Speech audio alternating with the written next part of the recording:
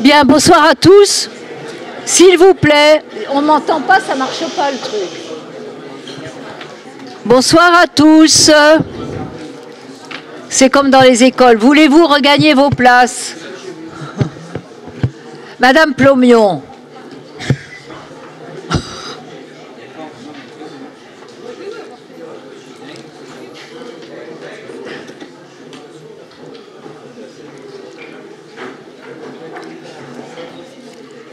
Bien, je vais ouvrir la séance de ce conseil communautaire. Je vous propose de désigner Antoine Salito comme secrétaire de séance. Est-ce qu'il y a des votes contraires? Je n'en vois pas, donc je demande à Antoine Salito de procéder à l'appel. Caroline Cailleux. Présente. Gérard Hédin. Présent. Béatrice Lejeune. Elle va arriver. Jacques Doridam. Brigitte Lefebvre. Pouvoir à Christophe Tabary. Dominique Cordier. Présent. Jean-François Dufour. Victor Debilco. Loïc Barbaras. Présent. Émeric Bourlot. Présent. Je suis moi-même présent. Christophe Tabary. Charlotte Collignon. Alice Hanoun. Dominique De Villers. Pouvoir à Gérard Hédin. Franck Pia. Présent. Philippe Van Vallingen. Lionel Schiss. Présent. Hubert Van Essecker. Christophe Delalmède. Laurent Delair. Sandra Plomion. Présente. Grégory Palandre. Présent. Léa Boutet. Présente. Patrice Asbrook. Présent. Laurent Delmas. Catherine Thieblin. Elle va arriver en retard, elle a donné un pouvoir à Loïc Barbaras. Jean-Louis Van de Bury. Jean-Charles Paillard. Cédric Martin. Jean-Marie Durier.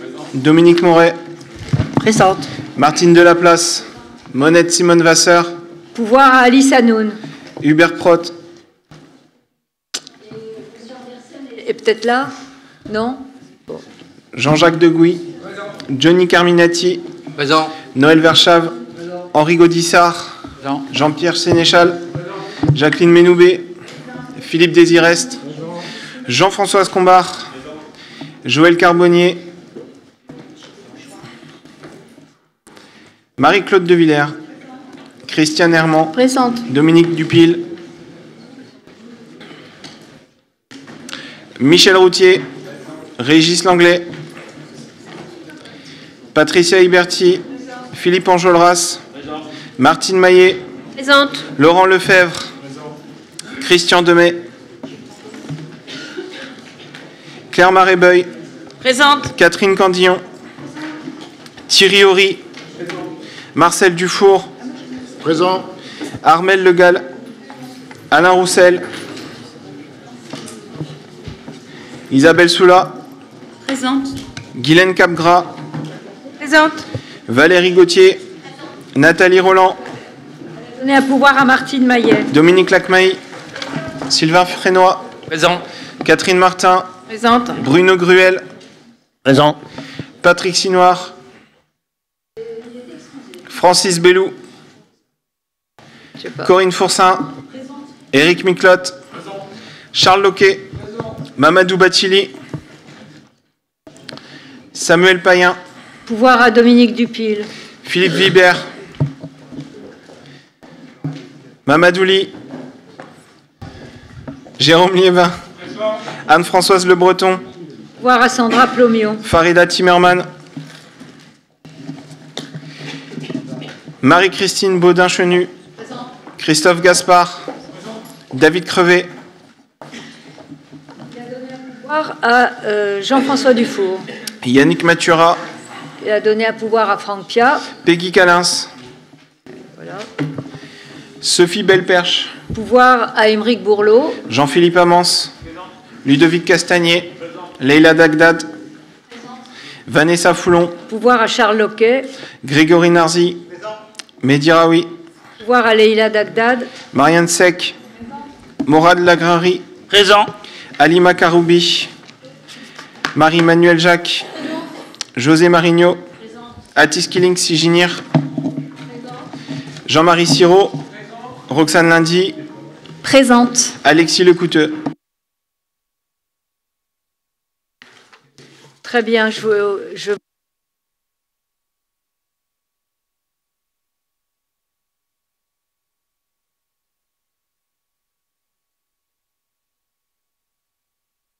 Avant de démarrer notre conseil communautaire, je voudrais rendre hommage à notre collègue Stéphane Cauchois, conseiller municipal délégué de Varluy, qui nous a quittés brutalement la semaine dernière. Cela a bien sûr profondément ému Dominique Moret, le maire de Varluy, et ses collègues du conseil municipal, mais aussi les membres de notre conseil communautaire. Je voudrais moi aussi lui rendre hommage ce soir, car Stéphane Cauchois était conseiller communautaire suppléant et il a été un élu assidu et particulièrement engagé dans la construction de notre PLUI HM, dont vous savez toutes et tous que nous l'avons adopté à l'unanimité. Dans le cadre des réunions de secteur et des ateliers, il a travaillé avec assiduité, avec l'ambition constante de défendre les intérêts de sa commune et du territoire du Beauvaisis, et avec le sens du collectif qui le caractérisait. Son implication perspicace en tant qu'acteur positif de ce projet méritait d'être aujourd'hui soulignée. Je sais qu'il était aussi très impliqué dans ses fonctions électives. Stéphane Cauchois était en effet un citoyen actif et engagé dans tous les sens du terme. Il avait de nombreux engagements associatifs et il faisait partie du réseau des voisins solidaires de Varluy depuis 2020. À ses collègues du conseil municipal de Varluy, à ses amis, à sa famille, j'adresse ce soir en mon nom et au nom de l'ensemble du conseil communautaire nos plus sincères condoléances. Je vous invite donc à respecter une minute de silence à sa mémoire.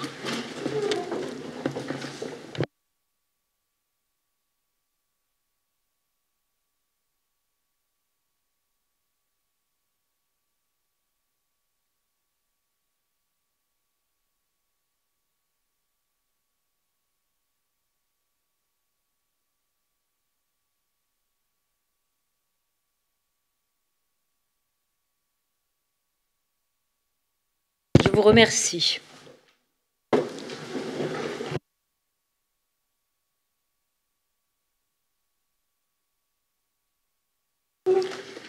Mes chers collègues, le premier dossier de notre conseil communautaire concerne le rapport définitif de la Chambre régionale des comptes sur la revitalisation des centres-villes et des bourgs-centres. En effet, la CRC a effectué un contrôle coordonné des actions menées par la ville de Beauvais et la communauté d'agglomération du Beauvaisis dans ce cadre à partir de 2019. La présentation de ce rapport d'observation définitive m'offre l'occasion de rappeler que le plan Action Cœur de Ville, tel qu'il a été lancé et développé par le gouvernement en 2018, fait suite à un travail remarquable de fond effectué par l'association Ville-de-France.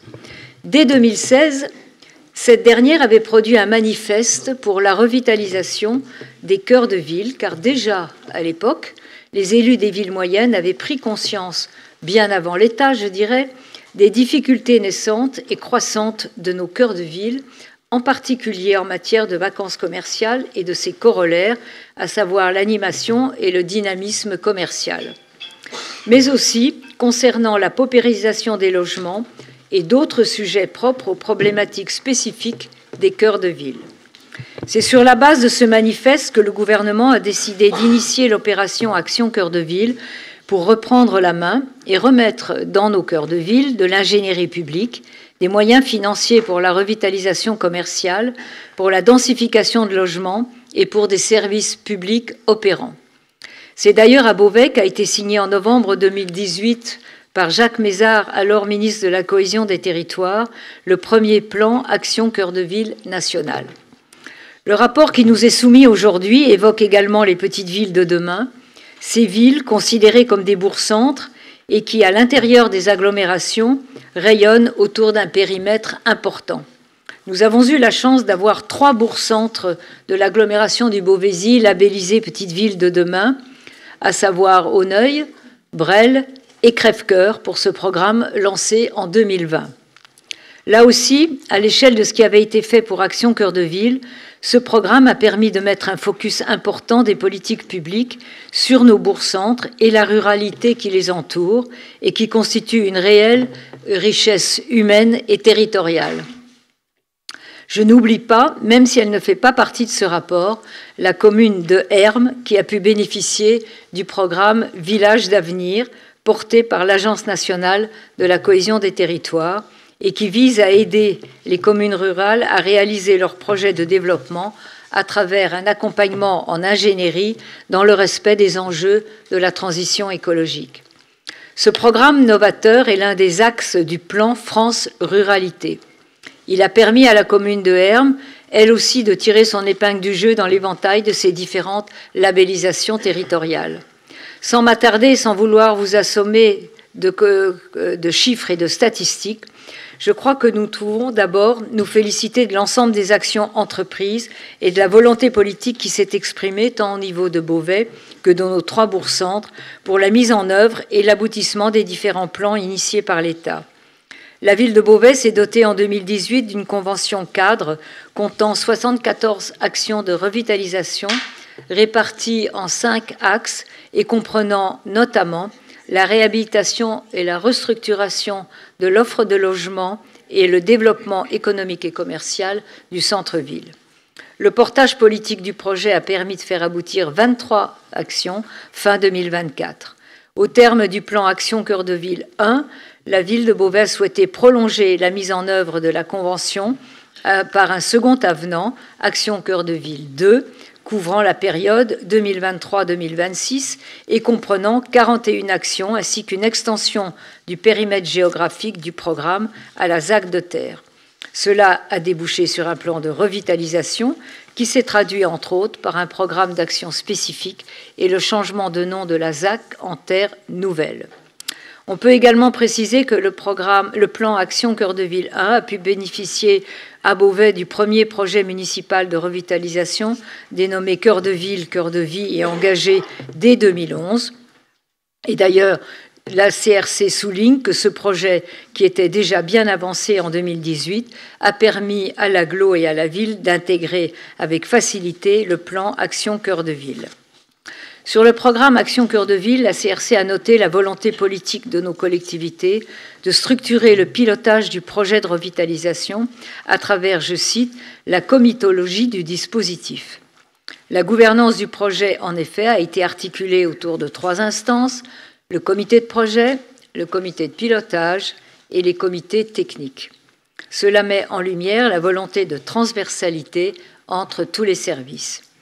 Et d'ailleurs, la CRC souligne que le comité de projet a pleinement joué son rôle dans la conduite des projets. La CRC note également que la volonté politique s'illustrait dans la nomination d'une chef de projet et l'embauche d'un manager de centre-ville. Par ailleurs, la CRC a pu pointer certaines difficultés, notamment dans le suivi administratif des actions. Il est vrai que nous avons dû faire face à l'absence d'un chef de projet pendant un temps et aux conséquences de l'épidémie de Covid sur la capacité d'action de nos collectivités. Dans ce contexte difficile, nous avons dû amender, agencer, resserrer nos actions. Bien entendu, nous allons nous servir des recommandations de la CRC pour renforcer le pilotage du programme Action Cœur de Ville.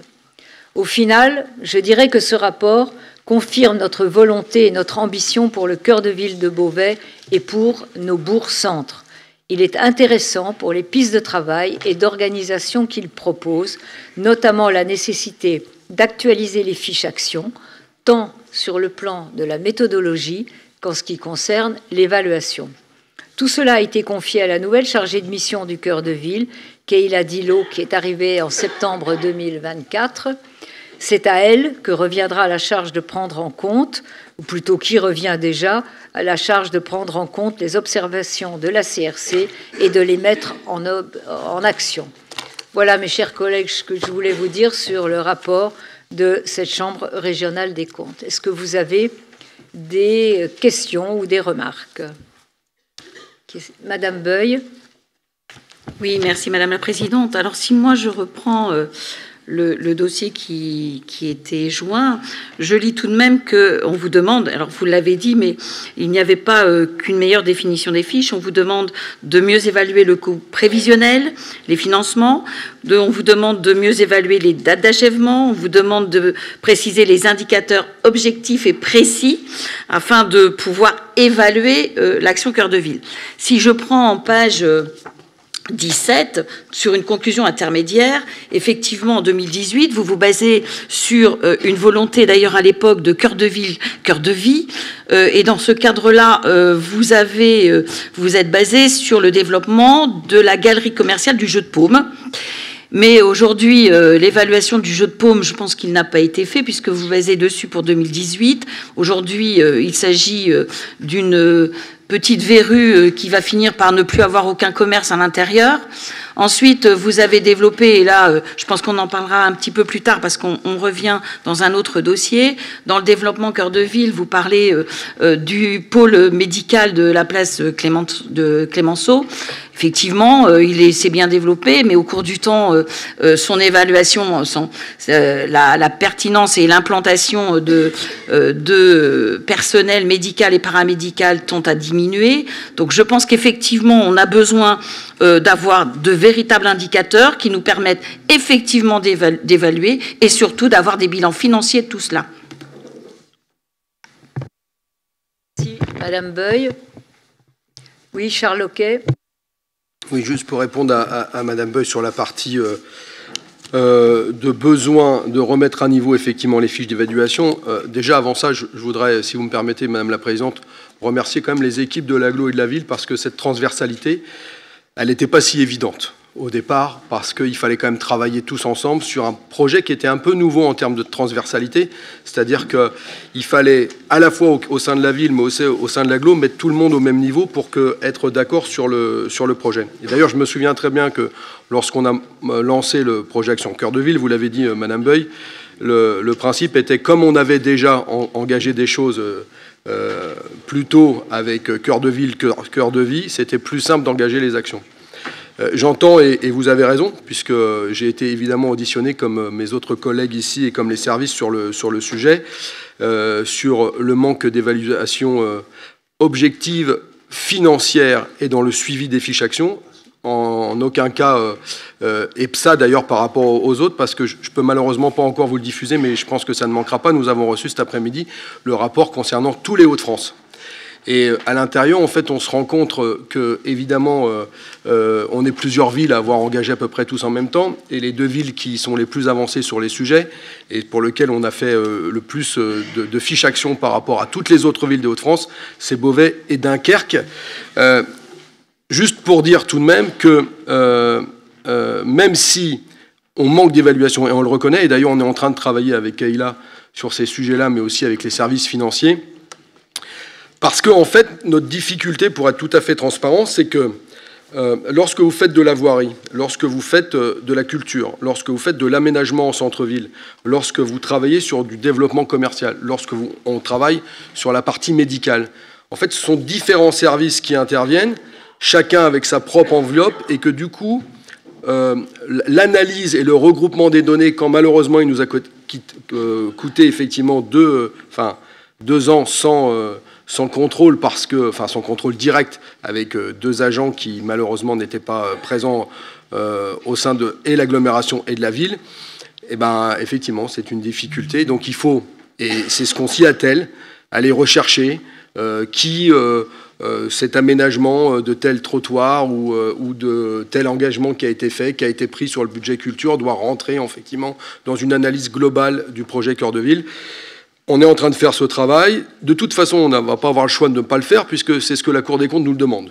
Donc on est en train d'y travailler sur le sujet. Et du coup, les données chiffrées seront envoyées évidemment à la CRC, puisque sur la partie réalisation et le fait qu'ils actent, le fait qu'on ait réalisé plus d'un tiers en fait des actions et terminé plus d'un tiers au moment où l'étude se termine des actions sur ce projet général, et d'autres qui se terminent avec Petite Ville de demain ou la ZAC de Terre. Ils ne remettent pas en cause d'ailleurs la réalisation, mais effectivement ce suivi, vous avez raison madame, et il faut qu'on y réponde. Merci beaucoup. Madame Lundy. Oui, je vous remercie et je pense que c'est un beau débat en effet que nous amène ce rapport de la Chambre régionale des comptes. Il y a en effet des choses à dire sur les conclusions. Je ne reviens pas sur ce qui vient d'être dit, mais avec un vrai besoin d'améliorer le suivi et l'évaluation du programme.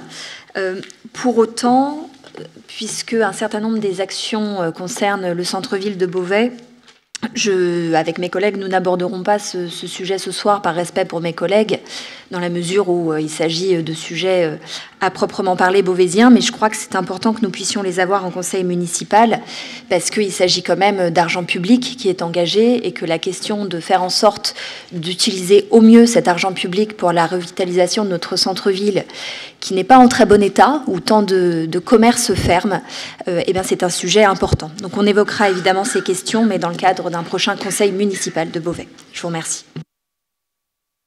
Très bien. S'il n'y a pas d'autres remarques, je vous propose, puisqu'il n'y a pas de vote, de passer au dossier numéro 2. Je n'ai pas approuvé le PV, vous avez raison, Samira, je n'ai pas approuvé le PV. Alors, je reprends le PV. Est-ce qu'il a été... Ah oui. Je propose d'adopter le procès-verbal du 29 septembre 2025. Du 29 juin, pardon. Septembre, oui, ça me paraissait un peu prématuré. Est-ce qu'il y a des questions? S'il n'y en a pas, je considère qu'il est adopté. Madame Beuil, vous êtes 2 abstentions? Madame Chenu lève la main. Bon, d'accord. Et alors, vous votez, Madame Chenu? Oui, très bien. Donc, il est adopté, moins 1 voix. Donc, je redis ce que je venais de faire. Dossier numéro 2, Monsieur Schiss, je vous passe la parole. Merci, Madame la Présidente. Il s'agit d'une délibération habituelle que nous passons chaque année, qui concerne l'exonération de taxes dans les ventes des ordures ménagères pour les entreprises qui procèdent elles-mêmes et qui auront recours à une société privée pour la collecte et le tri de leurs déchets.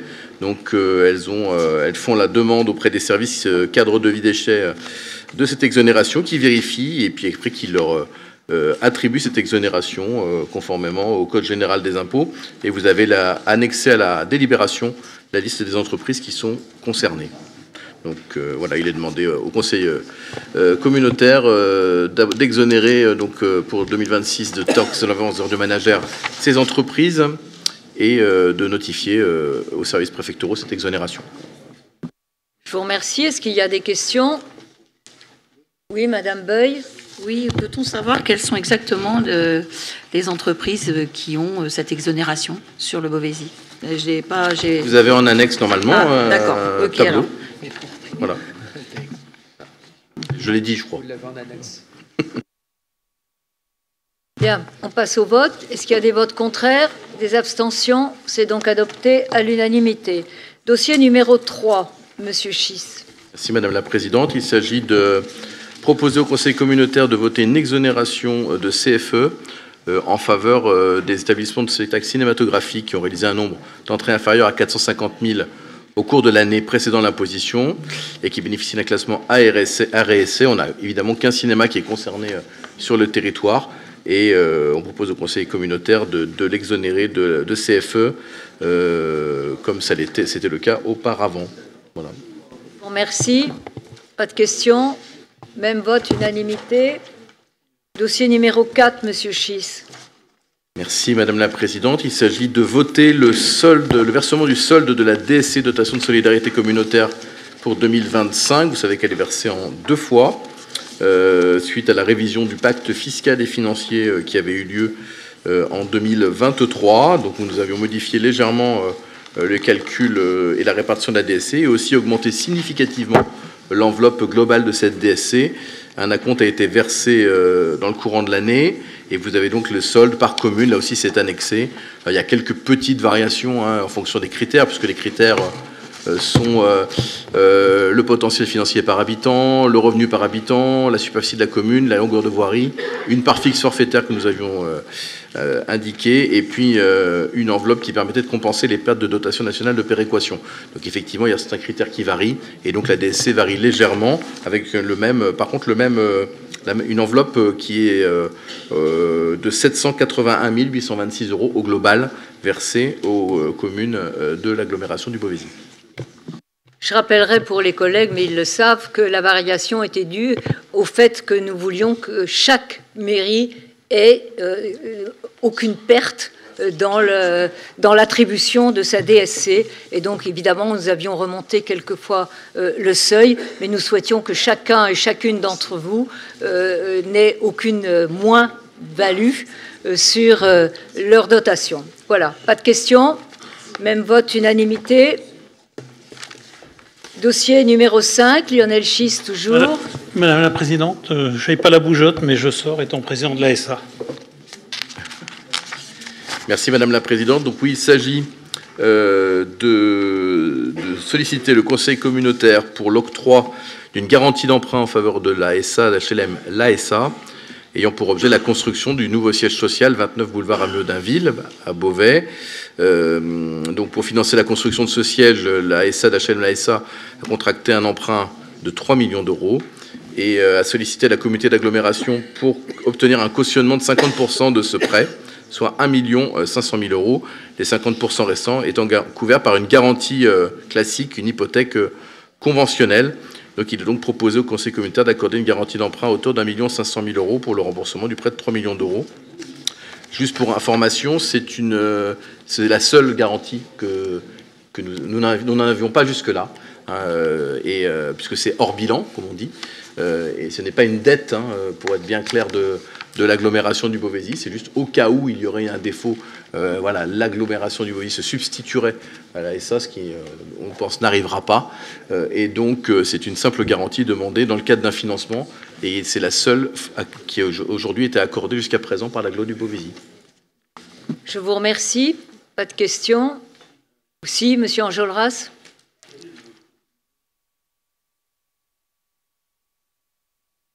Quel est le besoin de construire un nouveau siège social de la SA du Beauvaisis, quel est le besoin, quoi, voilà, parce que c'est trop petit, c'est trop grand. Parce qu'il n'avait pas la place dans le siège précédent, qui était un peu encaqué, et disons qu'il y avait du personnel qui était mal installé. Encaqué ?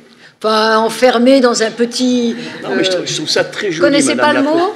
Eh bien, voyez, vous avez appris quelque chose. Non, je connaissais le mot, mais je ne m'attendais pas à l'entendre ce soir, quoi. Voilà. Pardon ? Je connaissais le mot, mais je ne m'attendais pas à l'entendre ce soir. Je trouvais ça très mignon. Je suis contente de vous surprendre.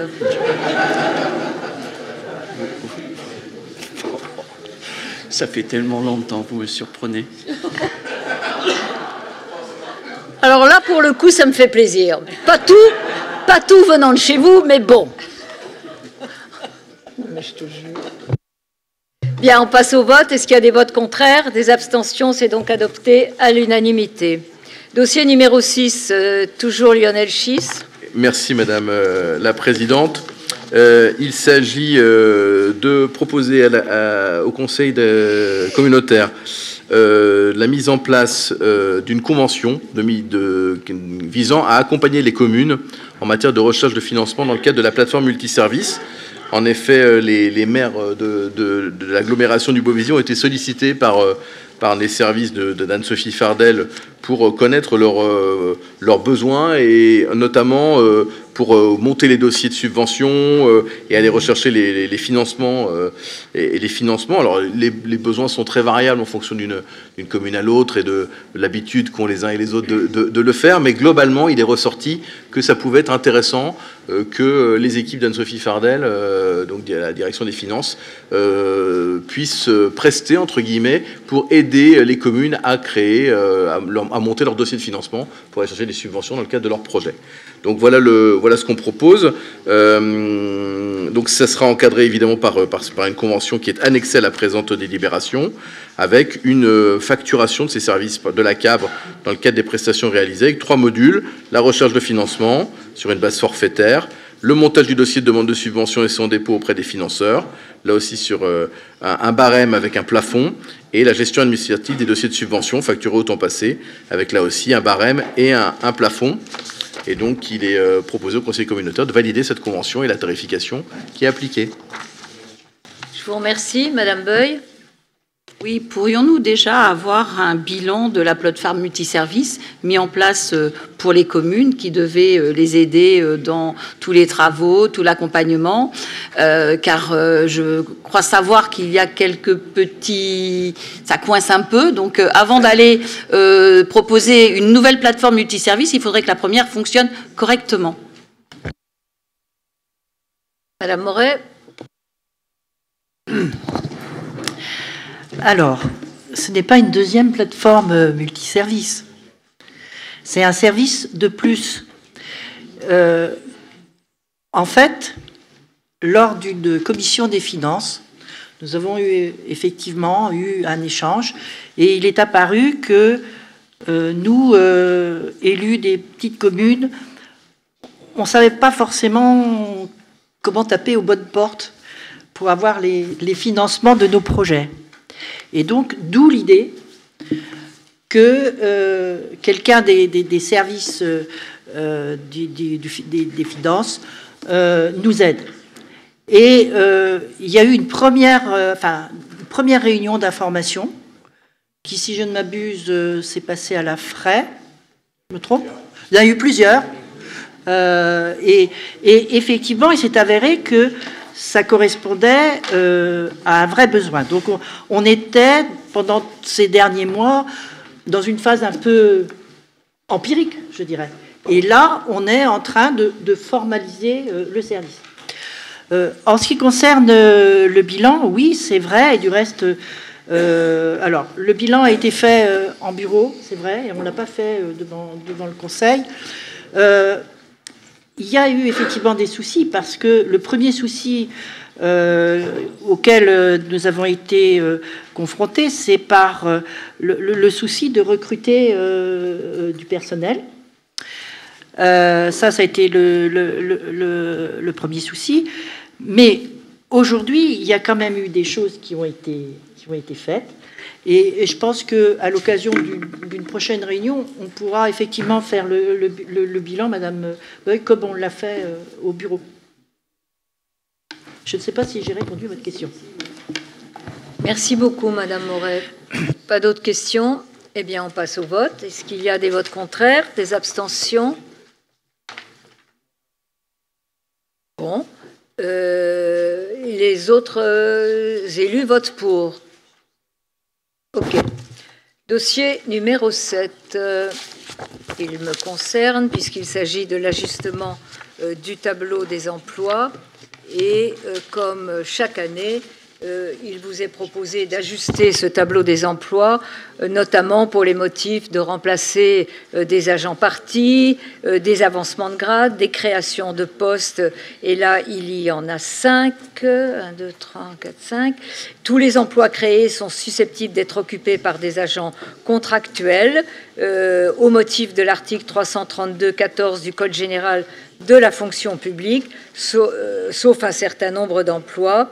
Et voilà l'objet de cette délibération que je vous demande de bien vouloir approuver.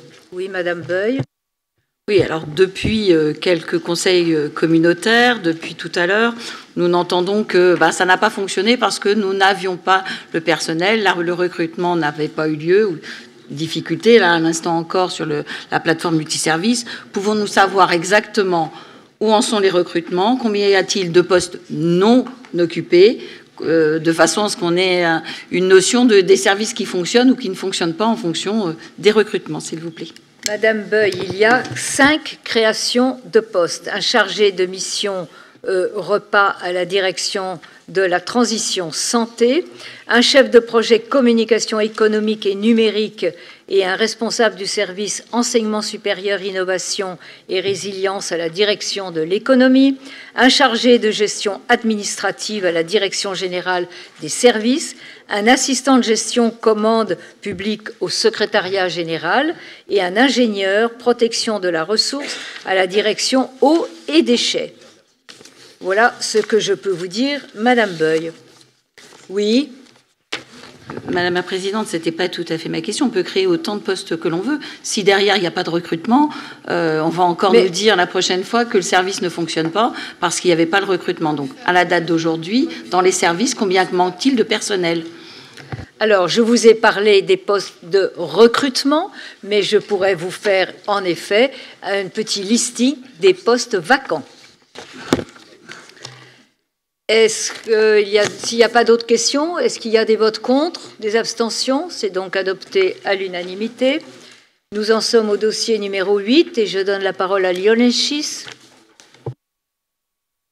Oui, dossier numéro 8. Oui, merci Madame la Présidente. Il s'agit de l'adoption d'un règlement interne de prévention des conflits d'intérêts dans le cadre de la commande publique, afin de se conformer aux préconisations de l'Union européenne en matière de prévention d'intérêts. Donc il est nécessaire de mettre en place des mesures de prévention et là notamment de les formaliser au travers de ce règlement qui est proposé pour prévenir, détecter, gérer les situations de conflit d'intérêts dans le cadre de la passation et de l'exécution des marchés publics. Donc vous l'avez en annexe, il sera mis à jour régulièrement. Il concerne à la fois les agents de la collectivité et les élus. Et donc il est proposé au Conseil communautaire d'adopter ce règlement de prévention des conflits d'intérêts dans le cadre des procédures de passation de la commande publique, qui sera annexé au règlement interne de la commande publique et mis à disposition de tous les acteurs de la commande publique. Je vous remercie, Madame Beuil, ensuite Madame Lundy. Oui, tout à fait. Merci, Monsieur Schiss. Je vais dire enfin. Il s'agit quand même de la loi numéro 2013-907 du 11 octobre 2013 qui devait régir tous les conflits d'intérêts au sein des collectivités. Et nous pourrions, alors dans ce cas-là, Monsieur Schiss, aller un petit peu plus loin et obtenir la norme ISO 37001 qui nous validerait sur les conflits d'intérêts. Mais je pense qu'effectivement, c'est important. Je pense que certains marchés publics m'ont posé question. Vous le savez très bien à la ville. J'espère que nous passerons la même chose à la ville. Mais les conflits d'intérêts sont majeurs aujourd'hui et il semble que ce soit important de signer ces conventions que nous aurions dû faire il y a bien longtemps. Madame Beuil, ils ont été inclus dans le règlement général de notre collectivité. Alors vous ne l'avez peut-être pas lu à fond. C'était à votre demande, il paraît. Non, en effet, Madame la Présidente, c'est pas tout à fait ça. Il est vrai que, on peut se réjouir du vote de cette délibération. Il me semble même qu'elle est très importante puisqu'on a enfin un règlement interne sur la prévention des conflits d'intérêts. Et c'est un sujet qui est un sujet évidemment essentiel, en particulier en ce moment, parce que nous le savons, il y a un besoin accru de confiance dans l'action publique.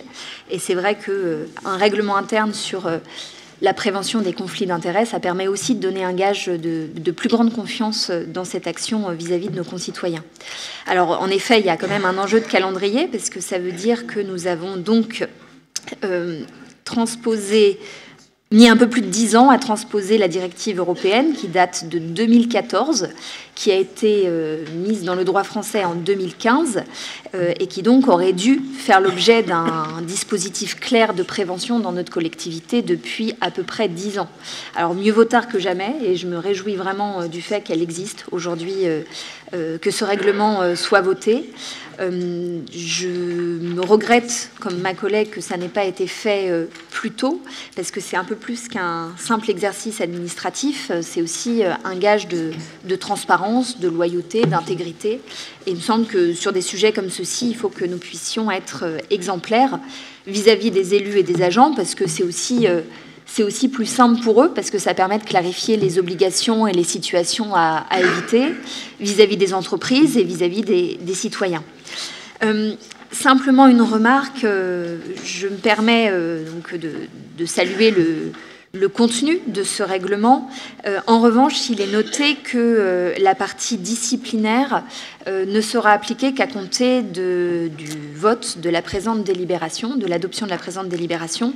Et il me semble qu'il serait intéressant qu'on puisse aussi ajouter une dimension rétroactive sur le volet disciplinaire, de manière à ce que si jamais des actes ont eu lieu ces dernières années et dont nous pourrions les uns et les autres découvrir une forme de conflit d'intérêts, nous puissions tout de même agir et en tout cas avoir des dispositifs clairs d'action au niveau de la collectivité. Je pense que c'est important. Madame Lundy, je voudrais vous inviter à regarder le règlement intérieur du Conseil communautaire qui a été approuvé par le Conseil communautaire le vendredi 11 décembre 2020. Et vous regarderez particulièrement la page 13, la prévention des conflits d'intérêts. Donc voilà, c'est tout ce que je me permets de vous répondre. Est-ce qu'il y a d'autres remarques? S'il n'y en a pas d'autres, on passe au vote. Des votes contraires, des abstentions? Madame la Présidente, ce sont deux choses complémentaires. Et d'ailleurs, c'est assez bien précisé. C'est qu'en fait, on a besoin d'avoir des dispositifs clairs. Par ailleurs, là, ça concerne tout le monde, les élus, les agents, les entreprises. C'est un cadre avec un dispositif clair. Donc je crois que sur un sujet comme celui-ci, on est sur quelque chose de très consensuel. Et mettre cette dimension disciplinaire qui est assez exhaustive dans le règlement en indiquant que c'est également rétroactif et que donc ça concerne toute l'action de notre collectivité me semble quelque chose d'assez consensuel et qui permet vraiment dans le moment où on est de donner une confiance accrue à nos concitoyens. Et je pense que c'est vraiment important dans la crise de confiance qu'on connaît actuellement. Bien, on passe au vote. Est-ce qu'il y a des votes contraires, des abstentions? C'est donc adopté à l'unanimité. Nous allons nous abstenir, madame. Vous vous abstenez en plus? Alors oui, je vous ai demandé d'ajouter la dimension rétroactive. Si vous ne souhaitez pas l'ajouter, je préfère que ce soit noté au procès-verbal et voilà, et que vous enregistriez une abstention de notre part. Une abstention enthousiaste pour aller plus loin à l'avenir. En fait, vous demandez pour voter qu'on mette un alinéa de rétroactivité. Oui, simplement, il y a dans le paragraphe qui dit que ces dispositions sont valables. Mais on va le faire, Madame Lundy, ça me paraît bien clair. Alors, on le rajoute. Très bien, je vous remercie, Madame la Présidente. Et donc, ce sera un vote pour enthousiaste. Merci beaucoup. Très bien. Eh bien, nous voilà heureux. Alors, donc, c'est à l'unanimité que ce règlement est approuvé. Parfait. Dossier numéro 9, Monsieur Doridam. Oui, Madame la Présidente, on avait le 6 juillet 2023 désigné Maître Rocou comme référent déontologique des élus de la communauté d'agglomération du Beauvaisis. Or, il n'est pas suffisamment disponible pour assurer ses missions et on vous propose par cette délibération, en fait, d'avoir un triumvirat, ce qui est possible par la loi, effectivement, constitué d'un juriste, d'un psychologue et d'un avocat qui seront référents déontologues, solution qui est proposée, donc vous avez les noms, ça sera présidé par le psychologue spécialisé dans les politiques anticorruption. C'est juste un changement de personne, de façon à ce que ces missions puissent être assurées. Voilà ce qui vous est proposé ce soir. Ça ne change pas ni la forme, ni le fond. Voilà. Merci, pas de questions. Même vote, unanimité. Dossier numéro 10, Madame Plomion. Merci Madame la Présidente. Il s'agit d'un appel à projet qui a pour objectif de financer des actions concrètes, innovantes et adaptées aux réalités locales. Elle s'adresse aux associations, établissements scolaires, communes de l'agglomération et structures disposant d'une personnalité morale. Les projets devront contribuer notamment à prévenir la participation des jeunes au trafic de stupéfiants, agir sur les vulnérabilités liées à la santé mentale et aux addictions, prévenir les risques entre bandes, lutter contre le cyberharcèlement et les violences numériques, prévenir les violences sexistes et sexuelles. Le budget global s'élève quand même à 40 000 € avec une subvention pouvant atteindre 10 000 € par projet, dans la limite de 80% du budget de l'action. Le calendrier est lancement le 30 septembre 2025, clôture des candidatures le 3 novembre, entretien avec les porteurs de projets en novembre et décembre, vote en conseil et communication des résultats. Il est demandé au conseil communautaire d'approuver cet appel à projet. Je vous remercie. Pas de questions. Même vote, unanimité. Dossier numéro 11. Jacques Doridam. Oui, Madame la Présidente. Il s'agit de prendre acte du rapport d'activité de ce qu'on appelle le PETR, le pôle d'équilibre territorial et rural du Grand Beauvaisis. On y adhère, on est plusieurs EPCI, et je voudrais juste signaler qu'en comité syndical cet après-midi, il a été particulièrement agréable d'entendre les résultats de l'audit qui a été fait, puisque nous avions constaté d'ailleurs nous-mêmes un certain nombre de dysfonctionnements depuis l'origine du PETR. Non seulement tout est rentré dans l'ordre, tout est qualifié de très bonne gestion, et ce qui est intéressant aussi, c'est que le PETR vient en complément des actions des EPCI, jamais en concurrence, travaille très ardemment aussi dans le cadre du SCOT avec le Clermontois. Et nous avons été unanimes cet après-midi à considérer qu'effectivement, c'était encore bien mieux que ce rapport 2024 qui est déjà très intéressant à lire et qui est productif et qui est aussi très efficace. Donc ce rapport a été présenté à la Commission Administration Finances Développement. Il n'y a eu aucune observation contre la lecture de ce rapport. Je vous remercie. Pas de questions. Même vote, unanimité. Dossier numéro 12, Monsieur Debilco. Alors, le dossier numéro 12, c'est la présentation des rapports d'activité 2023 et 2024 du SE60. Je ne vais pas vous détailler les actions que nous avons en cours avec le SE60 parce que ça fera l'objet de délibérations suivantes. Donc là, je vais juste vous demander de valider ce rapport qui vous est proposé par le SE60. Merci. Je vous remercie. Madame Beuil. C'est juste une petite question d'organisation. Comment se fait-il qu'on vote deux rapports d'activité, celui de 2023 et 2024 ? Pourquoi on n'a pas voté le 2023 l'année dernière ? Ils ne nous l'avaient pas adressé le 2023. Ils ont fait les deux en même temps. Donc, D'accord, très bien. Voilà. Merci.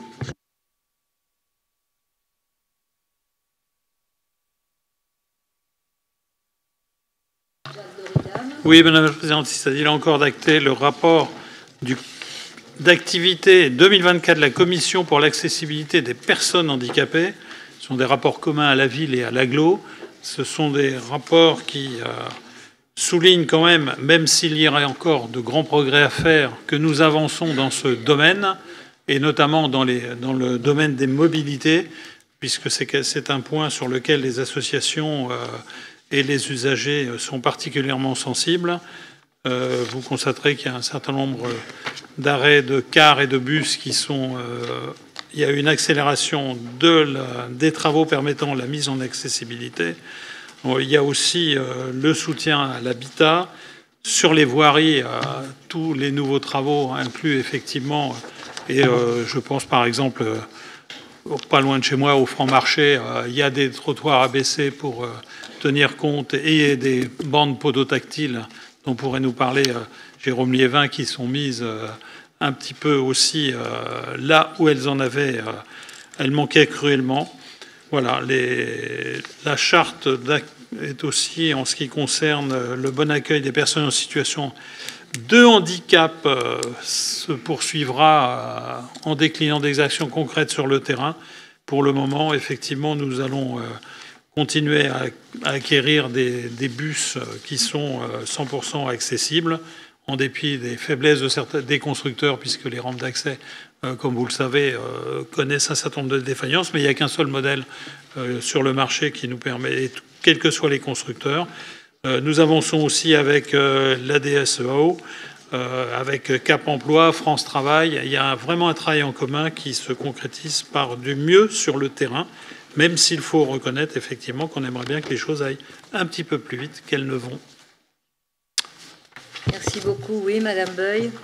Oui, alors je pense qu'effectivement l'accessibilité est une chose importante, on en parle depuis longtemps. Beauvais avait été ville référente et pilote sur le handicap. J'aimerais au cours, alors c'est vrai que c'est sur Beauvais, mais ça peut se décliner après sur l'ensemble du territoire. Nous avions voté le 3e FISAC, donc le dernier FISAC qui a été voté a entraîné combien de travaux et de mise en accessibilité des commerces, car c'est bien gentil de pouvoir se bouger, mais il faut aussi qu'on puisse faire des courses. Donc, il n'y a pas que la mobilité, il y a la vie quotidienne, je dirais.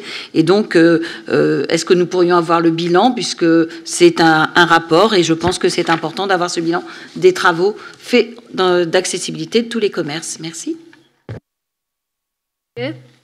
Oui, je pense, Madame, oui, c'est ce que j'avais proposé.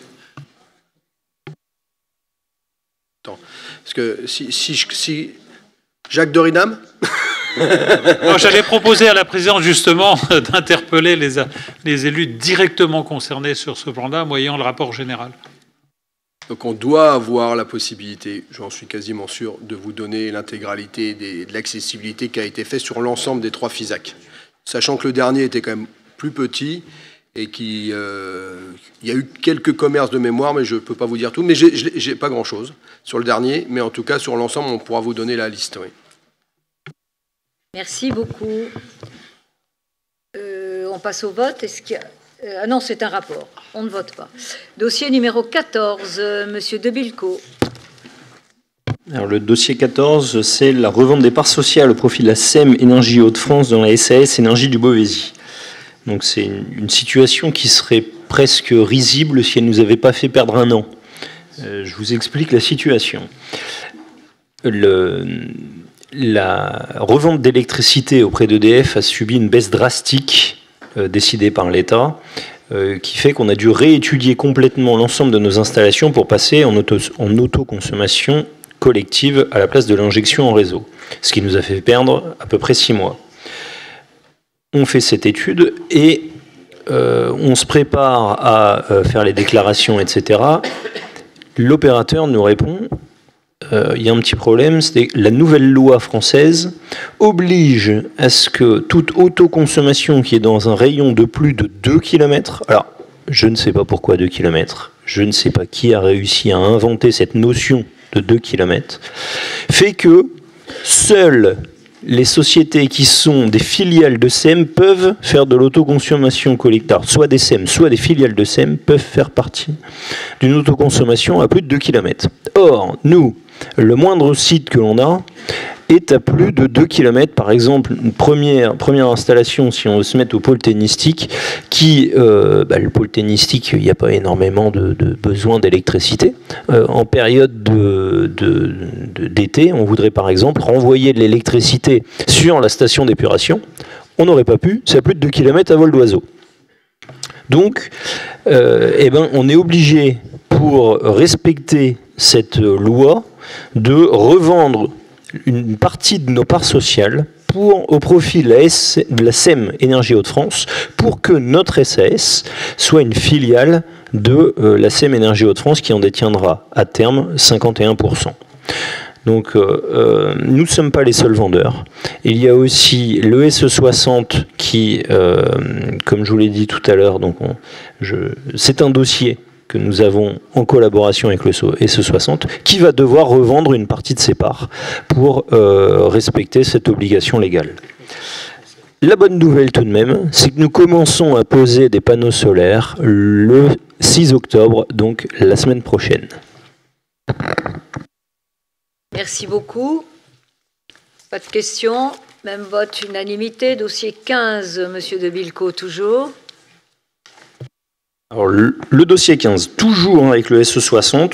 Donc, vous savez qu'on a des projets de réseau de chaleur avec le second réseau de chaleur, par exemple. Et pour ça, il y a des opérateurs qui peuvent bénéficier d'aide dans des dispositifs de l'ADEME pour nous épauler. Donc, nous, l'opérateur avec lequel nous travaillons sur ces opérations, c'est le SE60. Et donc, nous le soutenons pour qu'ils puissent bénéficier du contrat à chaleur renouvelable auprès de l'ADEME Hauts-de-France. Merci beaucoup. Pas de questions. Même vote, unanimité. Dossier 16, Victor De Bilco. Donc le dossier 16, vous savez qu'on a un PAT en cours qui est de niveau 1, qui a été, auquel nous avons candidaté et qui a été obtenu le 27 octobre 2021. Et nous voulons passer au niveau supérieur, qui est le niveau 2. Donc nous avons besoin de la validation du conseil communautaire pour passer au niveau 2 et la validation du plan de financement pour les 5 prochaines années. Donc pour vous rappeler brièvement les 7 axes et les 7 thématiques du PAT, c'est l'économie alimentaire, avec le développement des filières locales, le renforcement de la souveraineté alimentaire du territoire par la création du village agro-food sur Nova Park, le tourisme avec la valorisation des produits et savoir-faire locaux au service de l'attractivité du Beauvaisis, l'éducation alimentaire auprès de nos jeunes, la justice sociale avec en particulier la mission repas, réseau engagé pour le partage d'une alimentation solidaire, l'environnement bien sûr pour la contribution à la transition écologique, La restauration collective, où nous travaillons sur différents axes avec les cantines et les cantines durables, et la nutrition et santé, avec par exemple la mise en place du défi famille. Donc nous vous demandons d'approuver à la fois ce plan de financement et ce plan d'action. Je vous remercie. Pas de questions. Même vote, unanimité. Dossier. Pardon, Madame Beuil.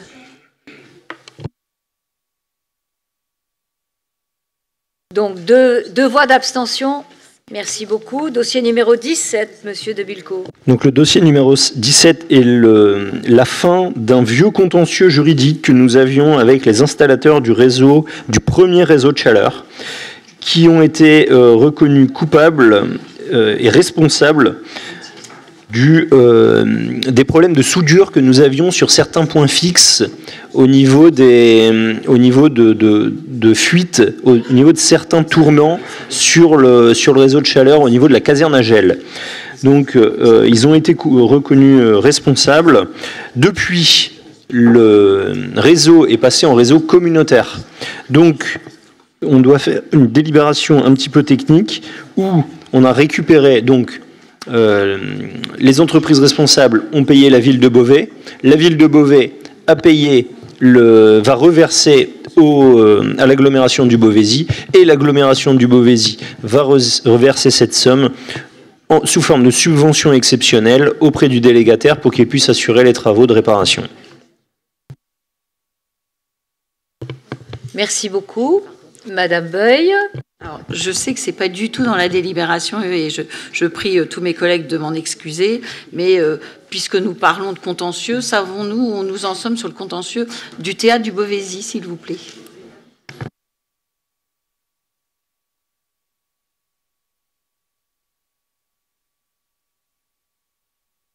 Qu'est-ce qu'elle demande?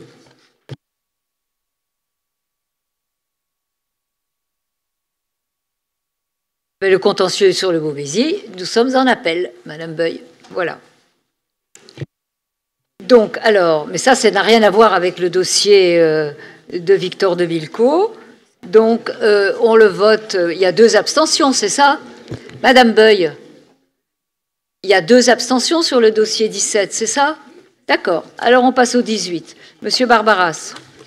Merci Madame la Présidente. Une délibération qui revient tous les ans sur les ouvertures dominicales. Vous savez que la loi Macron permet de déroger effectivement et assouplit pour porter de 5 à 12 dimanches la possibilité de déroger au repos dominical. Simplement de rappeler que l'avis rendu par le PCI a pour effet de lier le maire et que celui est tenu de se conforter à cet avis.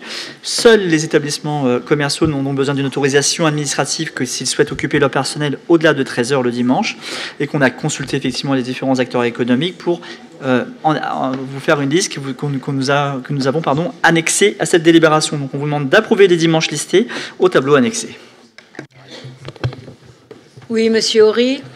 Oui, Madame la Présidente, nous avons eu sur cette question plusieurs fois le débat ici même. Nous avons d'ailleurs demandé régulièrement une évaluation de ces dérogations, de l'efficacité, de l'utilité de ces dérogations. Nous n'avons pas eu de réponse là-dessus, d'éléments permettant d'apprécier cela. Donc, vous ne serez pas étonnés si nous restons avec nos doutes sur l'utilité de cette mesure, et donc, comme nous l'avons déjà fait, nous voterons donc contre ces dérogations. Alors, vous êtes combien à voter contre? 1, 2, 3. Qui est-ce qui vote contre? 1, 2, 3, 4, 5, 6, 7, c'est ça? 7. Qui s'abstient? Monsieur Enjolras s'abstient. Donc ça fait les restes des élus votent pour. Pour compléter mes propos tout à l'heure sur l'appel, je voulais vous rappeler, Madame Beuil, que nous avions gagné en première instance, mais qu'évidemment l'assurance a fait appel. Mais je l'avais annoncé en conseil communautaire. Hein. 19, le dossier numéro 19, Monsieur Van Wallegem. Oui, Madame la Présidente. Donc, il s'agit d'approuver la stratégie de protection de la ressource en eau et du contrat de territoire. Donc pour une fois, je vais vous lire un document quand même pour refixer les choses. Donc le 12 décembre 2024, le Conseil communautaire a délibéré pour l'élaboration d'un contrat de territoire. Ce dernier est un programme d'action volontaire et partagé par les acteurs de l'eau locaux sur des territoires en jeu prioritaires. Donc plus précisément, ce contrat vise l'élaboration des actions prioritaires et efficaces pour la préservation des ressources en eau, la biodiversité et l'adaptation au changement climatique. Quelles sont les structures concernées? Donc, il s'agit de la communauté d'agglomération du Beauvaisis, du syndicat intercommunal des eaux de l'agglomération beauvaisienne, du syndicat intercommunal d'adduction d'eau de la région de Granvilliers, du syndicat intercommunal d'adduction d'eau de Blargy et du syndicat de la région Forges-Est. Donc, le contrat territorial est un outil de l'Agence de l'eau dont la signature conditionne les aides attribuées par celle-ci. L'Agence de l'eau Seine-Normandie s'engage avec les signataires à financer prioritairement les actions inscrites au contrat. Alors pour information, Madame la Présidente et moi-même avons reçu la directrice de l'Agence de l'eau et son directeur adjoint la semaine dernière, où on leur a présenté en fait nos actions. Donc ils ont été, je pense, impressionnés sur la surface concernée, puisque la surface concernée représente environ 60 000 hectares. Donc ce qui est relativement conséquent. Alors, pour rappel, les actions du contrat territorial, elles sont listées dans le document joint. Il s'agit premièrement de la pérennisation et du développement de l'animation préservation de la ressource en eau. Donc on recrute un 3e ingénieur pour travailler sur cette protection qui arrive cette semaine. Ensuite, augmentation des surfaces en culture BNI sur le territoire du contrat. Alors, on a travaillé avec nos collègues du développement durable sur la mise en place d'une filière nouvelle concernant le miscanthus, l'objectif étant d'intégrer cette ressource dans la chaufferie du futur réseau de chaleur de Beauvais. Donc ça, c'est en cours. Les choses avancent relativement bien. Ensuite, 3e point, réduction de l'utilisation d'intrants sur les parcelles agricoles. 4e point, mise en place d'un réseau reliquat azoté. 5e point, élaboration d'une stratégie foncière et de sa mise en œuvre. 6e point, la sobriété, amélioration de la connaissance du réseau, des consommateurs et actions de sensibilisation. Et enfin, dernier point, la communication et la sensibilisation d'un large public à la protection de la ressource en eau. Donc on vous propose d'approuver la signature de ce contrat territorial, d'approuver la stratégie de protection de la ressource en eau et d'autoriser la présidente ou le vice-président à signer le contrat et tous les documents et conventions en découlant. Merci beaucoup. Est-ce qu'il y a des questions? S'il n'y en a pas, c'est un vote unanime. Dossier numéro 20, Monsieur Sanoun. Merci Madame la Présidente. Ce présent rapport a pour objet la modification des tarifs communautaires liés à la mise en place du plan canicule dans les équipements aquatiques. Bien entendu, il souligne surtout l'intérêt, en tout cas la bienveillance de l'agglomération envers notre population. Nous avons déjà eu, donc ce rapport aura un effet rétroactif puisque nous avons déjà eu une session caniculaire cet été. Et il est proposé au Conseil communautaire d'approuver les modifications des tarifs selon le tableau joint en annexe pour une rentrée en vigueur au 30 juin 2025, bien entendu, et qui concerne uniquement cette situation en cas de vigilance orange ou rouge, canicule par Météo France et sur décision de l'autorité territoriale, bien entendu. Ce rapport a été présenté pour information à la Commission tourisme et animation du territoire, équipement culturel et sportif du 9 septembre 2025. Merci beaucoup. Madame Beuil. J'entends, Monsieur Sanoun, qu'effectivement, alors il serait bien mieux de le présenter de façon rétroactive en disant nous n'avons pas pu voter, mais puisque c'est applicable depuis quand même le